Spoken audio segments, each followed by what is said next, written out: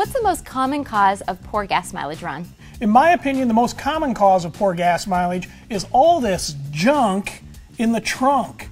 This looks a little like my car. I can't figure out why people carry this much stuff in the back of their car. I'll tell you, because I'm too lazy to take everything out, so I just keep on piling more and more stuff in. Well, the average car has almost 200 pounds of excess stuff in the trunk. That's unbelievable. And all that weight causes your car to use more fuel, up to 15%. You know, that makes sense, but I would have never pieced those two things together. So what are we going to do about it? We're going to get rid of the junk in the trunk. Let's see what's in here.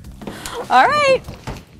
We got golf clubs. That's par for the course.